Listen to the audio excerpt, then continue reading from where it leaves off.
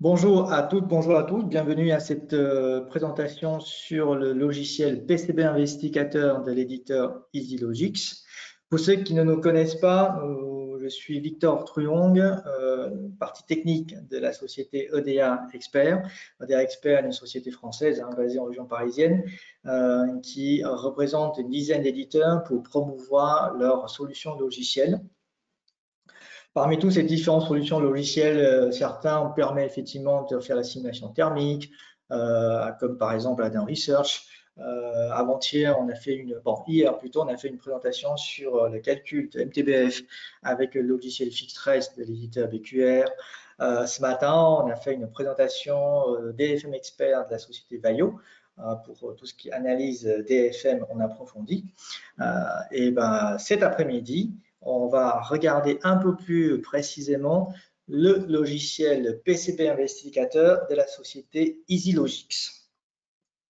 Rapidement, pour placer un peu le contexte, situer un peu le contexte, société EasyLogix est une société d'origine allemande qui a pour vocation de proposer des différentes solutions logicielles dans la manipulation des fichiers de fabrication. Grosso modo, c'est tout ce qui concerne les solutions autour du domaine de la fabrication assistée par ordinateur, ce qu'on appelle FAO. Société EasyLogix, donc partenaire des consortiums IPC, membre d'Alliance ODB++, et bien sûr, on représente ces sociétés depuis quelques années déjà, justement pour promouvoir le logiciel principal qui est le PCB Investigateur. Qu'est-ce que c'est le PCB Investigateur? C'est tout simplement un logiciel de fabrication assisté par ordinateur. Donc, on va dire ça suit l'outil de conception assisté par ordinateur. Ça permet surtout de pouvoir prendre en charge tout type de fichiers de fabrication et de faire un certain nombre de manipulations ou d'utilisation, notamment tout ce qui est notion de DRC. Pas vraiment DFM, mais plutôt DRC, mais quoique, il y a quand même des similitudes. Pouvoir faire des manipulations, des mesures, des visualisations, des analyses manuelles, de pouvoir générer des documentations par rapport à votre produit de système électronique, tout en basant, encore une fois, sur les fichiers de fabrication. Quelques exemples au niveau de DRC. Là, on parle beaucoup plus de DRC au niveau de PCB-NU. Encore une fois, donc au niveau d'un CAO électronique, on a des règles de conception que vous précisez. Avec les fichiers de fabrication, on va revérifier, voire plus, en tenant compte cette fois-ci plus de contraintes de fabrication, notamment au niveau des PCB-NU, pour vérifier qu'effectivement que tout se passe bien, qu'il n'y aura pas de problème suite plus tard pour tout ce qui est fabrication, aussi bien au niveau proto qu'au niveau de la masse production. Le PCB Investigateur, ça permet aussi de faire une simulation thermique à partir des fichiers de fabrication, que ce soit le Gerber, que ce soit ODB++. L'idée est effectivement de pouvoir faire une simulation thermique de votre carte électronique en statique ou en fonction du temps, de voir la montée en température, voir la densité de courant ou les chutes de tension éventuellement. Ça fait partie des choses où l'outil est aussi capable de le faire dans son édition physique.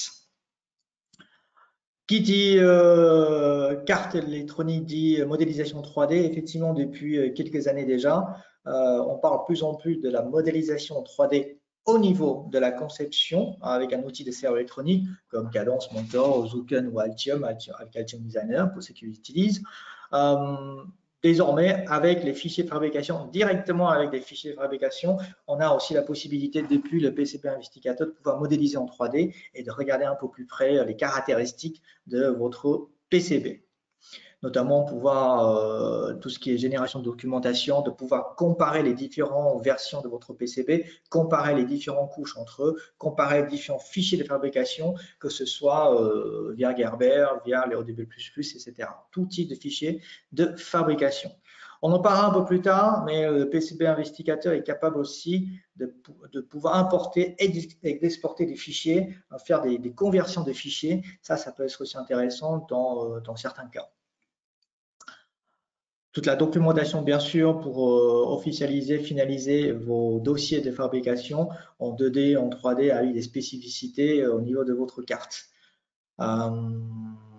et bien sûr dans l'analyse manuelle, hein, qu'on verra aussi à travers quelques fonctionnalités durant la démonstration, notamment tout ce qui est mesure, tout ce qui est gestion, la liste des composants, etc., voire la génération de la nomenclature. Donc grosso modo, on a pris cette image, c'est plutôt sympa. On appelle ça le couteau suisse des fichiers de fabrication, puisqu'en fin de compte, il fait beaucoup de choses. Comme un couteau suisse, beaucoup de fonctionnalités. L'idée, encore une fois, c'est de vous proposer une solution logicielle qui inclut tous les besoins que vous aurez potentiellement avoir besoin, justement, avec les fichiers de fabrication. Mais encore une fois, parlons peu, mais parlons bien. On va regarder d'une façon plus précise à travers donc la démonstration. On va donc ouvrir le PCB Investigator. Je crois qu'il est déjà ouvert, absolument, il est déjà là sans aucun projet pour l'instant. Voici donc l'interface de PCB Investigator, la version 13.1 qui est donc la dernière version ici. Je vais tout simplement charger un projet de démonstration. On attend qu'il arrive. Ça va donc charger depuis le site incessamment sous peu. Ça y est, le projet est arrivé. Donc, vous pouvez constater, pour commencer, le PCB Investigator est un excellent viewer des fichiers de fabrication. Je vais simplement afficher les couches qui nous sont nécessaires ici, top et bottom, ainsi que les composants. Donc, pour commencer, de pouvoir visualiser vos fichiers de fabrication. Je disais tout à l'heure, tant qu'on a une modélisation, une visualisation en 2D, grâce justement aux bibliothèques intégrées et en ligne de PCB Investigator, on a aussi les modèles 3D et grâce notamment à la présence des modèles 3D directement à partir de fichiers de fabrication, ici c'est un ODB++, on a aussi la possibilité de les modéliser pour avoir une modélisation et donc une visualisation en 3D, comme ceci. Alors, donc, vous pouvez constater le composant là, on peut le sélectionner, on peut le tourner, on peut zoomer, dézoomer, regarder un peu plus près, analyser, modéliser, exporter, bien sûr. D'accord? Ça, c'est plutôt sympathique.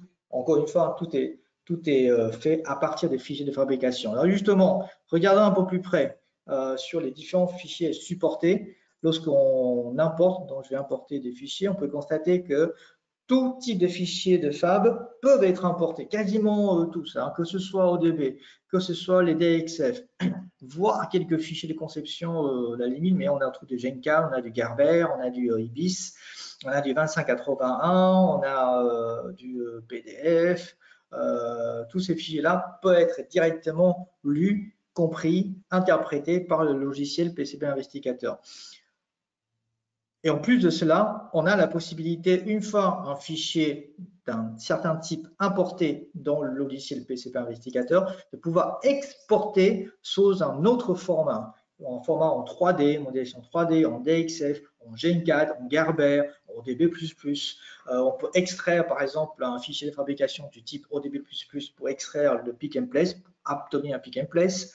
On peut même exporter le fichier en format de fabrication pour les machines de test ou les machines d'assemblage, notamment les Takaya par exemple. Vous voyez, donc il y a pour commencer une véritable fonctionnalité de conversion de fichiers d'un type vers un autre type. Et tout ça d'une façon très naturelle et très simple, directement fait par l'outil. Donc, première fonctionnalité intéressante, la conversion des fichiers de fabrication d'un format à un autre format. On continue encore, puisque je vous ai parlé tout à l'heure de l'analyse ou de visualisation visuelle de fichiers de fab. On va essayer un certain nombre de boutons ou de commandes qu'on pourra utiliser. Compte tenu du temps, effectivement, je ne pourrais pas tout vous montrer, mais je vais simplement montrer quelques fonctionnalités intéressantes. Par exemple, le Selection Net. Donc, on peut directement glisser le souris et regarder la configuration du signal. Le signal, en grosso modo, quel est ce signal, quelles sont les caractéristiques, sur quelle couche il s'agit, etc., etc. Vous voyez, donc déjà, c'est pas un simple image, mais il y a vraiment une véritable information électrique qui est donc contenue dans le fichier et donc compris et montrable directement à travers donc l'outil ici. Si je commence à prendre cette fois-ci par exemple la mesure, hop, je peux effectivement mesurer un certain nombre de choses. Par exemple, je vais prendre l'exemple ici, un objet point à point entre ce point-là et ce point-là. Donc, j'ai effectivement la distance. Je peux prendre objet à objet entre cet objet et cet objet. Voici donc cette fois-ci la distance mesurée automatiquement est donnée par le logiciel. De centre à centre d'un objet à un autre objet, de centre à centre, entre cet objet et cet objet, le centre à centre vous donne effectivement la valeur qui est ici. Avec l'annularing entre cet objet et cet objet, pareil, la distance est donnée en fonction annularing. Au niveau d'un signal, donc en partant d'un signal, par exemple 12 volts, un autre signal 12 volts underscore 1, ça donne effectivement la distance de ce signal à un autre signal, par exemple. Et puis ça, j'aime bien cette fonctionnalité. Partout où vous glissez votre souris, l'outil vous donne la distance de milieu aux différents objets qui sont autour. Donc, à ce point précis, quelle est sa distance entre différents composants autour, les signaux, les nets, les composants, etc., etc. Donc, ce qu'on appelle effectivement la mesure automatique, qui est plutôt sympathique et extrêmement efficace dans certains cas. Et vous pouvez constater ici, les informations sont affichées au niveau du tableau. On peut aussi directement sélectionner au niveau de tableau et toutes ces informations-là sont exportables pour sortir un premier rapport. Hop, hop. Je vais dézoomer un petit peu les choses ici. Je reviens sur les choses ici. Ensuite, on continue encore sur tout ce qui est analyse visuelle, puisqu'on est en train de parler d'un outil de FAO, fabrication assistée par ordinateur. J'ai aussi la possibilité de voir, de gérer les différents composants en affichant bien sûr différents paramètres des composants. C'est comme si vous avez une véritable nomenclature qui se trouve ici. I2C, on double-clique dessus et on a effectivement le composant I2C qui se trouve ici, avec notamment ces informations sur le coordonnées, sur le part number, sur l'éventuelle rotation. Donc vous avez ici donc, le pick and place, ainsi que la nomenclature, tout en fonction des paramètres que vous souhaitez rajouter, sélectionner ici. On va prendre par exemple cette fois-ci le connecteur J1, enfin le composant J1. Il est un peu caché. On va prendre J5, peut-être ça ira mieux. Hop, J5, J6, voilà. Je vais cliquer sur J6 quelque part. J6 est là, J2 est là. D'accord. Gestionnaire des composants. Allez, on continue encore. Hop, je vais désélectionner. On va continuer encore sur l'analyse un peu plus poussée, cette fois-ci sur la notion de comparaison. Vous avez la possibilité de comparer les différentes couches. Vous avez aussi, et c'est ce qui est très souvent demandé par ceux qui font de la conception et plutôt ceux qui font de l'industrialisation, c'est de comparer les différentes versions d'un projet. Lorsque vous êtes sous contrôle de version, ou bien vous avez deux projets que vous souhaitez comparer, c'est pas évident avec un outil de CR électronique. Vous avez dans PCB Investigator une fonctionnalité dédiée à ça, comparer. Tout ce que vous avez besoin de faire, c'est de lancer la commande compare design. Et ensuite, vous sélectionnez les deux projets que vous souhaitez comparer. Là, dans notre cas, j'ai mis l'option ODB++, mais on peut aussi comparer les fichiers IPC 2581, on peut aussi comparer les projets Gerber, etc. D'accord. Là, je vais par exemple, de façon très démonstrative, même si ce n'est pas très réel, sélectionner deux projets entièrement différents afin que vous puissiez effectivement le comparer. On va commencer par exemple, celui-là. Alors pour ceux qui ont suivi la démonstration sur le DFM Expert, vous devez voir effectivement le projet qui est utilisé ici. Et puis je vais charger cette fois-ci un deuxième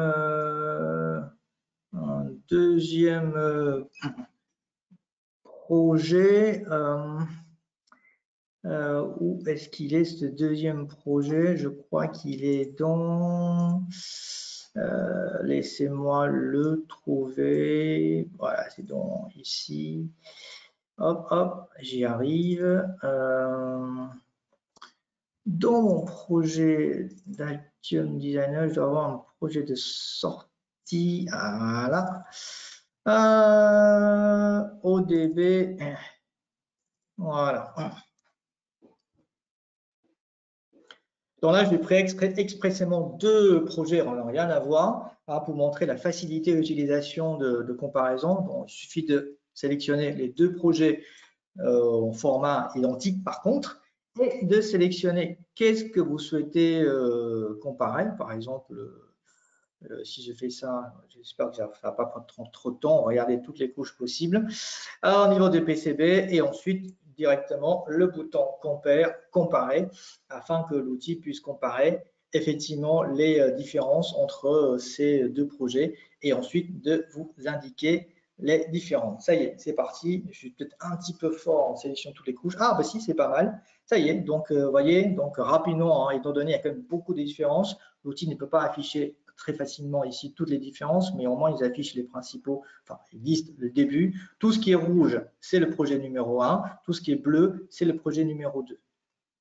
D'accord? Voilà, donc la notion de comparaison, enfin la fonctionnalité de comparer des fichiers, des projets de même format est finalement extrêmement simple avec l'utilisation de PCB Investigator. Et ça répond à beaucoup de problématiques que les gens ils ont lorsqu'il y a plusieurs versions d'un projet, quelle est la bonne version, quelles sont les différences, et au lieu de regarder ça depuis le projet de conception, on le voit directement au niveau de fichiers de fabrication afin que vous puissiez effectivement envoyer les bonnes versions de fichiers à votre sous-traitant pour la fabrication de cartes. Tout cela, bien sûr, encore une fois, on peut créer un rapport pour lister correctement les différences entre les différents projets ou entre les différentes versions d'un même projet. Ça, c'est côté comparaison. On continue encore un petit peu avec les notions de stack-up. Donc, dans le menu fabrication, on a la possibilité effectivement de visualiser votre stack-up, de préciser à nouveau le stack-up, les matériaux utilisés, les caractéristiques, de pouvoir éventuellement importer des fichiers de perçage afin de compléter effectivement l'information, bon, ce qui est déjà le cas ici. Hein. Tout ça pour vous dire que vous avez aussi la possibilité de modifier les choses ici dans le cas où c'est demandé par votre sous-traitant ou votre partenaire dans la fabrication. Alors, dans la partie fabrication, très souvent, potentiellement, on pourra vous demander de faire une panélisation, soit on vous demande, soit vous le faites vous-même, peu importe. Ah, l'idée, c'est pouvoir panéliser votre conception avec des fichiers de fabrication. Ben, il se trouve que tout simplement, la fonction de panélisation existe aussi d'une façon très naturelle dans le logiciel PCB Investigator avec le bouton Panel Builder. Dans ce cas-là, l'outil vous demande effectivement quel est le nom de votre panneau. On va prendre le nom par défaut. Quel est le projet que vous souhaitez importer pour la panélisation. On va sélectionner effectivement celui-là, celui que j'ai déjà chargé. On va ensuite créer le panneau. La réponse est oui. Ça y est, il le crée. Troisième étape, on crée le panneau. Et là, l'outil vous demande quel est le panneau que vous souhaitez. On va prendre 2 sur 2. Celui-ci. Et ensuite, création de panneau comme ceci. D'accord? Voilà. Et ensuite, rajouter des caractéristiques supplémentaires, etc. pour le panneau, je pense qu'on va laisser tel quel. Ah oui, donc là, il faut compléter correctement. On n'a pas trop de temps, mais vous voyez, hein, il y a encore quelques informations à compléter pour que derrière, l'outil crée correctement le panneau. On va simplement rester comme ça. Je baisse un petit peu la fenêtre pour vous montrer le panneau 2 par 2 est créé. On va afficher directement, effectivement, les différentes couches comme tout à l'heure. Et là, on a donc une façon automatisée de créer panneau. Encore une fois, il y a encore quelques étapes supplémentaires. Hein. Je ne vais pas aller jusqu'au bout, c'est surtout vous montrer la simplicité dans la création, puisque tout ça, c'est fait étape par étape. Je vais simplement vous montrer qu'ensuite, on a la possibilité de rajouter des profils, rajouter des trous mécaniques supplémentaires, rajouter des mires pour tout ce qui est notion de fabrication. Et là, notamment les pistes de routing pour tout ce qui est délimitation, ainsi que les cutouts ici, qu'on peut ensuite rajouter correctement sur le panneau. D'accord? Encore une fois, tout ça, c'est basé sur les fichiers de fabrication du départ. Si jamais les fichiers de fabrication modifiés, derrière, vous avez la possibilité de les mettre à jour automatiquement. Vous voyez, donc la commande de panélisation est finalement relativement simple. Donc là, vous avez besoin de panéliser à partir de ces différents fichiers de fabrication que vous importez. Hop, je reviens sur le projet du départ. Je n'ai pas sauvegardé effectivement côté panélisation. On va continuer encore sur différentes possibilités de l'outil PCB Investigateur par une grosse partie qui est la partie analyse. On a vu qu'on peut visualiser, on peut importer, on peut visualiser, on peut exporter, on peut faire des mesures, on peut analyser manuellement, on peut vérifier le stack-up, voire les modifier, on peut faire la panélisation, on peut comparer les fichiers. Rien que tout ça, ça fait quand même pas mal hein, pour cet outil de FAO, fabrication assistée par ordinateur. On peut aussi faire des analyses, pas mal d'analyses du DRC, des components, enfin des composants, un début de DFM, etc. etc. On va regarder un peu ce qu'il y a dedans, malgré tout. Après, on pourra éventuellement en discuter, comparer, philosophie si vous souhaitez. Alors, au niveau des analyses, l'outil vous donne effectivement à nouveau le stack-up et surtout vous donne les différentes règles d'analyse du PCB-NU. Donc, on a tout ce qui est signaux internes, solder mask, seal screen, les règles sur les VIA. Pour chacune de ces règles, là, vous avez dans une image qui est intégrée avec des caractéristiques ainsi que la description et les éventuelles recommandations si jamais ce n'est pas respecté. Donc, je reviens un peu sur les différentes catégories. Je crois que je ne vous ai pas tout montré. Des règles où il faut faire attention au niveau du PCB-NU, au niveau du routage des signaux. Alors vous allez me dire, mais tout ça, on peut éventuellement les vérifier au niveau de CR électronique. C'est pas sûr. Le CR électronique, les règles que vous spécifiez avec un CR électronique, comme je disais déjà il n'y a pas très longtemps, on peut tout faire. Donc logiciellement, on peut tout créer, enfin tout concevoir, mais physiquement, on ne peut pas tout fabriquer. Il y a des règles à respecter, notamment les règles des contraintes dues à la fabrication. Et puis, il y a des règles qui sont effectivement présentes dans un CR électronique, mais on sait pertinemment que les contraintes de fabrication sont plus fortes et il y a pas mal de règles qui ne sont pas vraiment renseignées dans un outil de CR électronique. De ce fait, un outil de FAO permet effectivement de faire une vérification, voire une double vérification pour être sûr que ça respecte bien les contraintes de fab et qu'on puisse fabriquer correctement votre carte derrière. Donc ici, on a la liste des règles pour vérifier la fabrication de PCB-NU, votre circuit imprimé. Je vous ai montré tout à l'heure les règles sur les signaux externes, internes, sur les VIA. Qu'est-ce qu'on a encore? Des règles sur les trous traversants, annular ring, etc., etc. Acceptation, enfin présence ou absence des freins thermiques, sur tout ce qui est non traversant par exemple. Des clearances spécifiques à respecter, les règles sur le perçage, les règles sur les microvias. Donc, il n'y en a pas énormément, mais souvent c'est suffisant pour ce qu'on a besoin de faire au niveau du PCB, du circuit imprimé, voire des perçages, des vias enterrés, comme ceci, avec caractéristiques. Qu'est-ce qu'on a encore ici? Exit ou via, etc. Vous voyez, donc, je vais élargir un petit peu la fenêtre si j'arrive.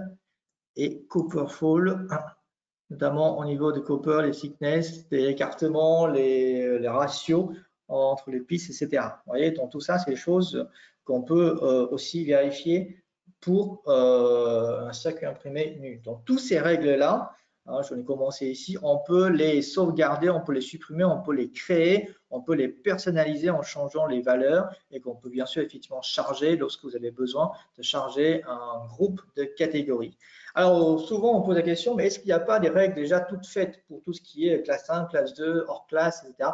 Non. Alors, encore une fois, tout ça, c'est aussi basé sur les recommandations IPC, mais sachant les notions de classe, c'est quand même très francophone. Il n'est pas très compliqué à vous de créer des classes 1, classe 2, classe 5, 5A, 5B, et ensuite de les exporter, de les importer, de pouvoir utiliser lorsque vous avez besoin de les utiliser par rapport aux fichiers que vous souhaitez analyser. Ce n'est pas très compliqué. On peut aussi comparer les différentes règles pour si jamais vous avez besoin. Ça, c'est une notion de DRC. Donc, ce fait, bon, on y va. On va lancer donc avec les valeurs par défaut. Vous voyez, là, cette fois-ci, c'est quand même beaucoup plus rapide. Est-ce que vous voulez open? Oui, je revois le résultat. C'est vrai qu'il y a à peu près une trentaine de règles. Contrairement à d'autres outils dits DFM, des vrais DFM, mais bon, dans le cas où on parle de règles DRC pour un PCB nu, ce serait largement suffisant. Alors, jetons un coup d'œil par rapport à cette catégorie, ces valeurs par défaut. On a donc ici, par exemple, ici, missing mask pour les VIA, hop, ça y est, donc on a ici pourquoi il y a un problème ici, d'accord. C'est intéressant, c'est critique, effectivement, je le coche, d'accord. Qu'est-ce que j'ai d'autre ici? WAN, masque SMD, on va jeter un coup d'œil. Sur la couche bottom, Semnet spacing par exemple, Semnet spacing, qu'est-ce qu'on a comme violation ici? On a notamment ici violation qui est là, voilà, là c'est pas bon au niveau de spacing, ça c'est extrêmement grave, je vais effectivement cocher la partie critique. D'accord.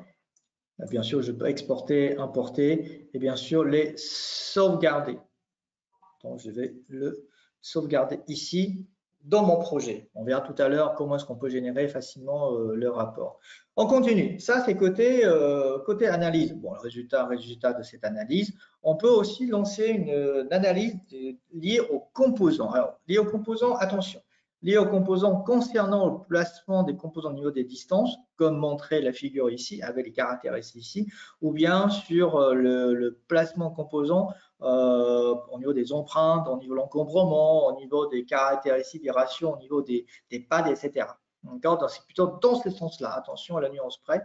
Donc ça, on peut vérifier s'il y a des choses à lire. Visiblement, il y a des choses qui ne correspondent pas exactement à ce qui est préconisé par les règles, notamment sur le composant entre le C6 et C9. Vous voyez ici, visiblement, distance n'est pas forcément bien respectée. Si cette fois-ci, en lançant un composant de placement analysis, et là, je pense que potentiellement, on peut voir aussi, tiens, à propos de ce composant-là, qu'est-ce qui me dit que, ah oui, effectivement, au niveau pour ces composants, au niveau des pas des distances, pareil, ce n'est pas forcément bien respecté par rapport aux règles de fabrication d'assemblage proposées ici. D'accord. C'est des petites règles, mais plutôt sympathiques pour une première analyse qu'on va bien sûr sauvegarder ici. Oui, je sauvegarde. Analyse DFM. Attention, effectivement, pareil, il y a pas mal de choses qu'on regarde ici. Encore une fois, c'est lié directement aux empreintes, directement au placement des composants avec des composants des catégories pré-catégorisées. Donc ici, au niveau de solding, au niveau de brasage, au niveau des mires, des règles de vérification sur votre panélisation. Sur les points de test, est-ce qu'il y en a? S'il y en a, est-ce qu'il y en a au moins un? Des distances points de test, caractéristiques des points de test, solder past et trace sous les composants. Est-ce qu'il y en a? Il n'y en a pas. Justement, on va jeter un coup d'œil, on ne sait jamais. Ça trouve, il y en a. Hop. Trace on the analysis. Visiblement, non OK pour ce composant ici. On va jeter un coup d'œil. Hop. C'est critique. Et là, l'outil m'indique que c'est sous ce composant-là qu'il y a des pistes et ça, c'est pas autorisé par exemple. Vous voyez, donc c'est quand même relativement puissant. Peut-être pour ceux qui ont vu le DFM Expert de Vaio de ce matin, que je trouve, ah oui, il y a quand même beaucoup moins de règles. Oui, c'est attention, hein, le DFM Expert de Vaio qu'on vous a montré ce matin est un véritable outil de DFM en basant sur les composants avec des milliers de règles. Ici, c'est un DRC avec un début de DFM, avec notamment un certain nombre de règles qui sont spécifiées ici. Alors, voilà, ça vous permet effectivement de comprendre un petit peu la nuance et la granularité. Ici, on a affaire vraiment à un véritable outil de FAO, fabrication assistée par ordinateur, avec plein de fonctionnalités et un certain nombre de fonctionnalités pour tester votre design. D'accord. Hop, je vais sauvegarder aussi les résultats de ces analyses. D'autres analyses, CreePage, on peut le regarder. On peut aussi, en fonction de la licence, de pouvoir vérifier, la capacitance, voir le calcul impédance entre une piste et une autre piste, de recalculer le côté stack-up. D'autres analyses possibles, on peut faire des analyses de stencil, faire un rapport de point test. Ça, c'est plutôt intéressant. Je ne vais pas forcément lancer pour vous montrer effectivement, on a aussi la possibilité de vérifier et potentiellement des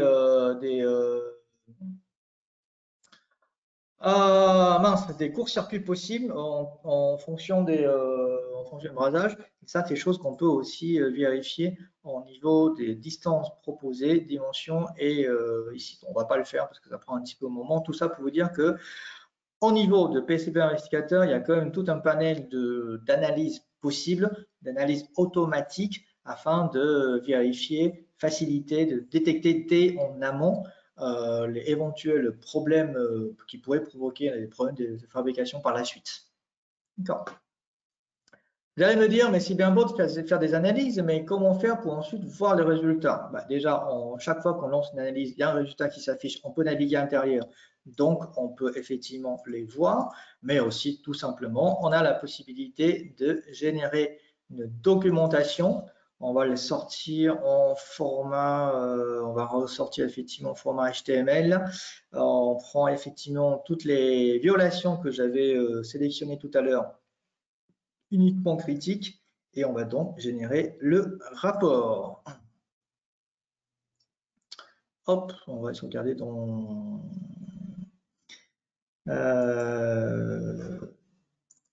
CTMP. Voilà. Ça y est, le rapport est généré en HTML ou en format Word, hein, c'est comme vous voulez. Le temps que le rapport se génère, voilà. Le rapport est là et je vais donc effectivement le glisser vers l'écran de diffusion. Voilà, donc en format HTML, le rapport généré par PCB Investigator en fonction des analyses et des règles spécifiées tout à l'heure. Ici, donc le projet, nombre de couches, nombre de composants, les pins, caractéristiques de votre PCB et c'est parti. Donc on a ici les caractéristiques de stack-up. On va regarder effectivement, hop, je reviens tout en haut, la nomenclature, le DFM, qu'est-ce qui ne va pas ici, discrétion, ok, show all, allez, on ne va pas s'embêter, on montre tout, les caractéristiques, les panélisations, les règles ici, next, ah non, on va descendre encore un petit peu ici. Ça, c'est le problème, je ne peux rappeler plus exactement le problème qu'on avait rencontré avec une petite capture d'écran. On a notamment ici, ça y est, les pistes, les nets, problème de perçage. Et puis, dans le rapport, on rajoute aussi les informations sur tout ce qui est DFM, tout ce qui est composants, qui pourraient éventuellement poser quelques petits soucis. D'accord? Donc, DFM analyse. Alors, on retrouve effectivement l'information qu'on a eu tout à l'heure, notamment sur ce composant avec une piste, sous le composant qui n'est pas demandé. Non, OK. Voici donc un rapport qui est complet de votre projet, les caractéristiques de votre projet, la nomenclature, les différents signaux, ainsi que les éventuelles violations qui pourront provoquer problème de fabrication derrière, avec notamment l'analyse qu'on vient d'effectuer. Voilà, ça c'est côté analyse. On va fermer la petite fenêtre ici. Hop, voilà. Hop, ça y est. Donc là, c'est une grosse partie que propose l'outil PCB Investigator. On continue encore, notamment avec une notion de scripting. C'est-à-dire, vous avez la possibilité effectivement de personnaliser. Alors, on voit bien hein, que l'outil PCB Investigator est extrêmement riche, extrêmement complet, avec pas mal de fonctionnalités. Mais si jamais vous souhaitez une fonctionnalité qui n'existe pas, soit effectivement, vous pouvez revenir nous voir, nous demander, on discute avec l'éditeur, peut-être dans la version prochaine, on peut la rajouter, comme n'importe quel éditeur qui est prêt à vous écouter et à rajouter votre fonctionnalité souhaitée, si ce n'est pas trop complexe. Soit vous parlez C, vous parlez C#, vous avez la possibilité de créer par vous-même. Hein, donc notamment ici, il y a un projet écrit en C, non, C#, je crois, scripting ici, en C, dans lequel on vous donne toute la documentation afin que vous puissiez créer votre propre commande, votre propre fonctionnalité. Ici, c'est tout simplement à partir des fichiers Gerber, en tenant compte le nom de fichier, de pouvoir réorganiser automatiquement la définition de stack-up, au lieu de faire les choses manuellement. Hein. Comme vous savez, le Gerber, c'est des images. Hein. Donc, il faut le faire manuellement. Là, on a une possibilité de le faire automatiquement grâce à l'exécution de ce script. D'ailleurs, ça a été créé effectivement par l'éditeur pour un client. D'accord, donc la capacité est énorme, et étant donné qu'en fin de compte, on vous ouvre à vous, l'éditeur, la création des fonctionnalités. Donc l'ensemble de ces scripts peuvent être bien sûr directement utilisés ici comme un bouton, comme un menu, que vous puissiez directement le cliquer dessus et l'exécuter tel quel, comme par exemple ici, il réorganise automatiquement le stack-up en tenant compte de la signification et pouvoir afficher automatiquement correctement votre PCB avec le stack-up correct. D'accord. Ça, c'est au niveau de scripting. Autre chose aussi, on parle souvent de cloud. Pareil, au niveau de PCB Investigator, on inclut un espace cloud. J'espère que l'Internet fonctionne plutôt bien. Et donc, qu'est-ce qu'on a? On a à votre disposition, on met à votre disposition un espace cloud dans lequel vous pouvez sauvegarder vos données, vos projets, vos catégories de règles, vos spécificités, la panélisation, etc. Vous avez aussi accès directement au contenu partagé directement par l'éditeur. Alors pourquoi je parle de ça? Parce qu'effectivement, l'éditeur met à votre disposition aussi une bibliothèque embarquée, EPL, Embedded, etc., library, dans laquelle on trouve des millions et des millions de composants afin que vous puissiez utiliser comme composants de référence, comme ici. D'accord? Donc là, c'est des choses qui sont disponibles pour vous via la solution cloud. Tout ça, c'est proposé par l'éditeur. Il y a quand même beaucoup de composants qui sont présents ici. D'accord? Voilà à peu près ce que je peux dire sur la partie PCB Investigator édition Ultimate. On verra peut-être un peu plus tard sur la notion d'édition. Il y a 4 éditions. Édition physique, production, Ultimate et basique. Je crois qu'il y a 4 éditions possibles. Chaque édition contient effectivement des spécificités. Donc là, je suis en train d'utiliser une édition Ultimate avec pas mal d'analyses, de fonctionnalités d'analyse possibles. Il se trouve que vous avez aussi une édition Physics qui vous permet effectivement de pouvoir de compléter toutes les fonctionnalités que je vous ai montrées, de pouvoir lancer la simulation thermique et simulation électrique. Donc, je vais lancer tout simplement le PCB Investigator édition Physics cette fois-ci. Je vais récupérer, édition Physics. Je vais récupérer le même projet que j'avais utilisé tout à l'heure.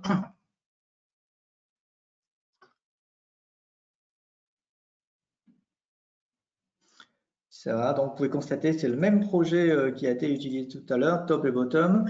Et je crois que la licence est déjà, c'est tout bon. Dans ce cas-là, effectivement, on peut directement lancer la simulation. Simulation de quoi? Simulation électrique et thermique de votre carte électronique. Le projet s'appelle simulation, c'est le nom donné par défaut. On va vérifier effectivement s'il n'y a pas une chute de tension éventuelle.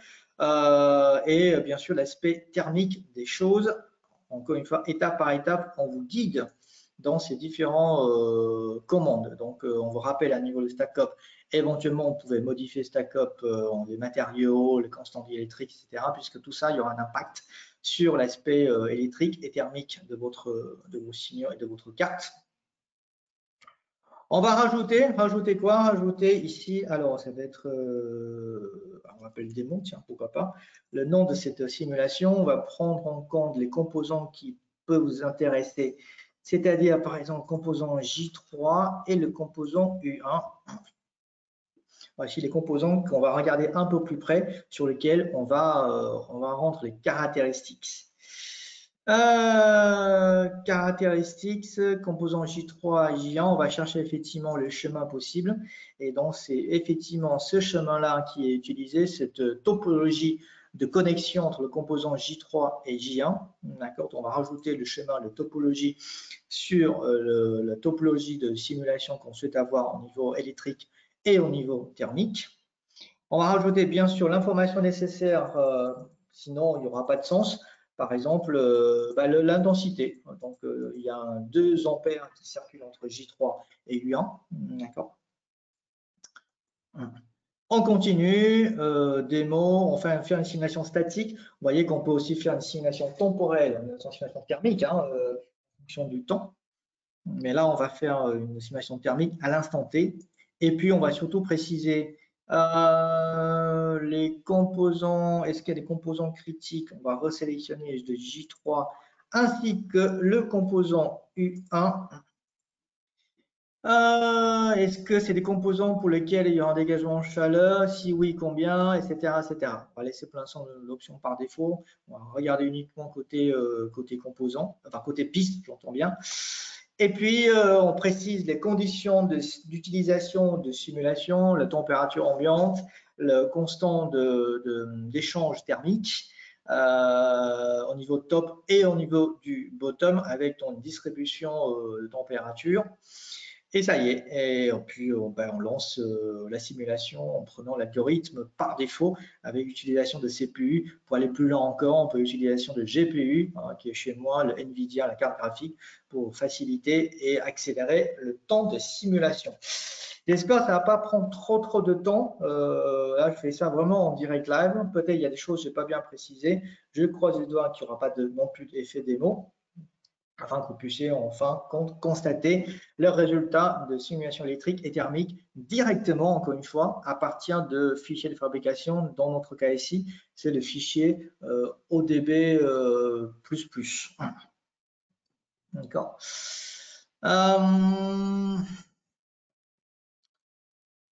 Donc, effectivement, ça prend un petit temps, le temps de converger le résultat. Je pense que ça va arriver incessamment sous peu. Je ne vais pas trop toucher d'autres boutons pour éviter éventuel crash, mais comme toute simulation, hein, ça prend un petit peu de temps.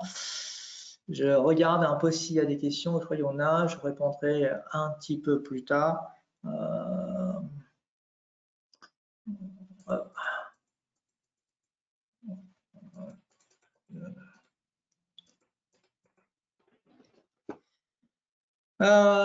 L'une des questions posées, c'est la panélisation est-elle générée par le logiciel ou récupérée? Les deux, mon capitaine. On peut effectivement, comme je vous ai montré tout à l'heure, à partir de votre circuit imprimé, votre carte électronique, le panéliser. Donc, c'est vous qui créez les panneaux. Ou bien, effectivement, on peut aussi récupérer un panneau, on importe directement un panneau déjà fait par un tierce. La réponse est deux. La réponse est oui, hein, les deux sont possibles. Donc, je profite effectivement de cette période de simulation pour répondre à des questions s'il y en a. En attendant, je crois que ça va rapidement aller. On n'y est plus très loin pour obtention des résultats de simulation. En attendant, donc, sachez-le, on a mis en ligne, que vous pouvez constater ici sur notre site web oda-expert.com, d'autres fonctionnalités sous forme de vidéos, hein, des comparaisons entre Gerber, l'aspect 3D que je vous ai montré, à nouveau en panélisation pour que ce soit un peu plus précis avec plus de détails. Là, je crois que la vidéo dure 3 minutes. D'accord, donc n'hésitez pas effectivement à consulter notre site web. Il y a des informations complémentaires. Encore une fois, le PCB Investigateur est vraiment un couteau suisse, hein, dans lequel il y a plein de fonctionnalités possibles en utilisant des fichiers de fabrication. C'est pour ça qu'on appelle ça un couteau suisse comme un outil de FAO assisté par ordinateur. Alors, je vois ce qu'il en est, notre ami simulation. Ben, continue encore à tourner. Je vais dans ce cas-là revenir sur la version Ultimate que j'avais montré tout à l'heure pour vous montrer qu'en fin de compte, je ne vous ai pas tout montré. Il y a encore d'autres commandes, d'autres possibilités, bien sûr, avec notamment ici calcul area, donc calculer effectivement au millimètre carré l'occupation, la présence. Qu'est-ce qu'on a encore ici? Pardon. On peut effectivement aussi concevoir le pochoir, stencil générateur et stencil area editor, donc pouvoir générer le pochoir, créer le pochoir et de les modifier bien sûr. D'accord.